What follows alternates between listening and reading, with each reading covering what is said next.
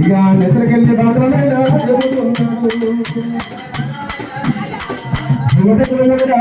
ఒక్కప్పుడు పాపాలు అనేది పాఠపడైతే ఉన్నాయి. నిద్రకెళ్ళి పాఠాలు గిన్నెన్నాడంటే మొదట్లో గురించి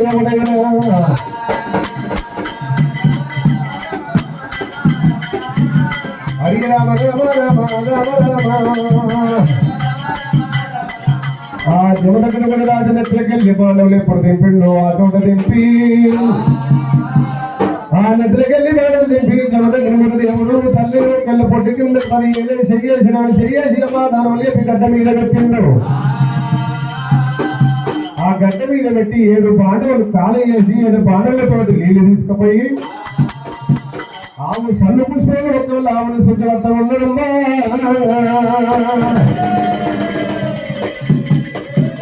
ఆవు సన్ను పుష్పములు ఎప్పుడు కడిగిందో కడిగినందుకు ఒకవేళ అయినా మరి తల్లి ఏమంట ఉన్నది, బిడ్డ నా దగ్గర పాలు తాగమంట ఉంది. పాలు తాగమన్నప్పుడు అమ్మా నీ బాధ నా బాధ మన ఇద్దరికి ఇష్టం తెల్లారింది. కానీ మన ఇద్దరు బాధ రేపు వాడు ఒకవేళ రేపు తమసారికి ఏం ఆపదొచ్చిందో ఆయన బాధ లేచినాక నీ దగ్గర నేను పాలు తాగా అన్నప్పుడు అయ్యా తమసారి నీ పేరేం పేరు, నువ్వు ఇక్కడ ఎందుకు వచ్చినవయ్యా, మమ్మల్ని కాపాడినందుకు ఎక్కడ పోతున్నావు అని అడిగినప్పుడు అమ్మా మా నాయన కళ్యాణం చేయమంటే తండ్రి చేసిన పాపాలు 7 నా నిద్ర పెట్టి తోలండి, ఎక్కడ పోయినా కానీ పాపాలు తెల్లారలేదు. ఇక్కడ వచ్చినాక మీ దగ్గరకు వచ్చినాక నిద్రకెళ్ళి బాణం దేని గోవు పోని అరవక్క వెళ్ళలేను గోవు దేవనార్తి ఆడివిల్ల దేవనార్తి అర్తివాడి శాపన ఆడివిల్ల శాపన గోవు శాపన పడరాదంటారు. బాయిలోని రోజుతోటి ఇల్లు కట్టి రోజుతోటి శాపన వాడద్దని చెప్పినప్పుడు మరి ఒక నెల ఇది విధంగా మరి గోవు దేవనార్తితోటి ముందుగా 7 పాపాలు పాడుకునైపోయినాయి. 7 పాపాలు పాడుకునైపోయినప్పుడు అయ్యా నీకు 5 పైసలు ఖర్చు లేకుండా పావు సేరి బియ్యం ఖర్చు లేకుండా నీకు లగ్గం చేస్తామయ్యో, నీకు లగ్గం చేస్తామయ్యా. 5 పైసలు ఖర్చు లేకుండా పావు సేరి బియ్యం ఖర్చు లేకుండా నీకు దగ్గరకు లక్షం గందరపయోగం చేస్తామంటే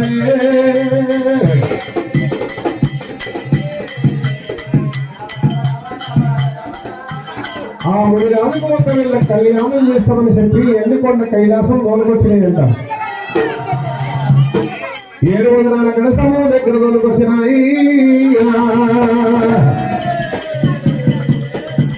7 వదనాల గడ స్తంభం దగ్గర తోలుకొచ్చి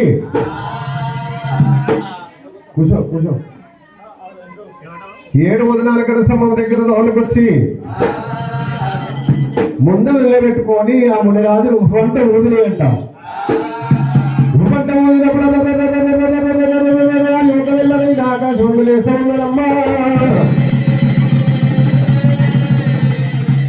ఆకాశమందు లేచి గాలి లోపల ఎగిరిపోయినప్పుడు ఆ తీరుగోలు తీసుకొని రడవని రడవేలి మోయించి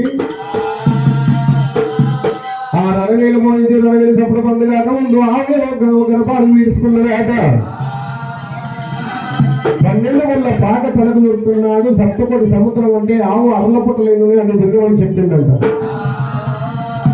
చేతుల చెంగునపు అంటే బయటకు వచ్చేవాడికల్లా నా పిల్లకి అప్పుడు పాలు తాగుతుంది. చెంగులపై నన్ను తాగుతుంది. నువ్వు తీసుకొని ప్రధానందుల ప్రాణపోతి చేయమన్నది.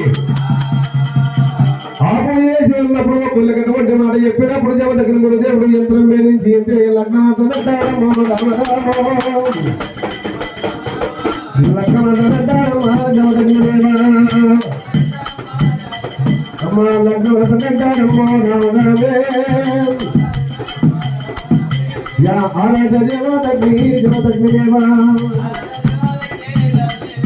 రాజదేవతకి ఒక వెళ్ళిన రంగరంగంగా ఎల్లమ్మ రాజకైనా కళ్యాణం చేస్తారమ్మో రామ మా కళ్యాణం చేస్తారమ్మా విరాజుకి. మల్లికార్జున స్వామికి పాపనుల పిల్లబాల రత్నాదేవికి వీరంగా రాష్ట్రాన్ని చెప్పి సాడుకున్నందుకు ఆ రాష్ట్రాన్ని ఒక రత్నం నెత్తుకొని భగవంతుడు మళ్ళీ కళ్యాణం ఎందుకుంటే మన కుటుంబం ఆడపిల్లలు కాబట్టి